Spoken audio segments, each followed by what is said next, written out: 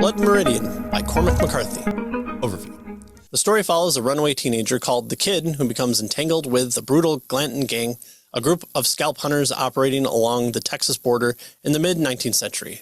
The Kid encounters the sadistic leader of the gang known as the Judge as they engage in violent acts against Native Americans and other groups in the area. There is something otherworldly about the Judge, and closeness of death of their adventure at every set of the turn sets the stage for an intriguing read. Review. Now, I love The Road. I think it is absolutely one of the best books to hurt you with depression, and yet, there is hope. McCarthy's writing always has some touch of that, and Blood Meridian does well there as well. This was an earlier novel of McCarthy, and one not well received in 1985, which is to be expected. In the 80s, you probably didn't have the nihilism of today from the mainstream thought, whereas today the book wouldn't work well because of the bad words being the most offensive part of the book. McCarthy definitely pulls from Paradise Lost and Heart of Darkness. Especially with Milton, I see why people want a backstory to why Satan did what he did. However, when I hear the story, my questions are to why God did what he did. The fallen state of man makes Satan too relatable a character. I want to know what the alien mind thinks and why. McCarthy is never not going to be a talented writer.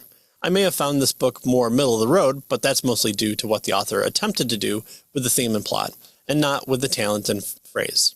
There is some great moments of the story, and those exist mostly in the subtlety of letting the reader draw conclusions that could be debated among superfans. Some good speeches and dialogue by the Judge, and some clear references to Prometheus and Paradise Lost story elements are very enjoyable here. The Judge will probably be on a number of lists for the greatest villains in media, and he's clearly a personification of the devil or evil, but I think he also portrays the flaws with McCarthy's story. The Judge, like the story, relies too much on man is ultimately evil, and while the boy can be read as taking part in the evil or not, this type of story never highlights the other side of the meta-narrative.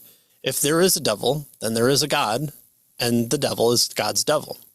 This aspect is what made The Road so amazing, that hope could be found where none should exist, and anything that did at the time was burned up. Unless if you have the boy take no part in any of the violence, which is hard to make that argument, the ending only works if he remained pure and then gave up. All this to say that it doesn't offer the reader, who can read the ultra-violent racism, some good storytelling here. Maybe in 1985 there wasn't enough, yeah, but what's the devil side of the story? And I'm just burned out of the villain is the person to root for, grim dark from those of less talent than McCarthy. I'll leave Blood Meridian and take The Road out. Final grade, B-.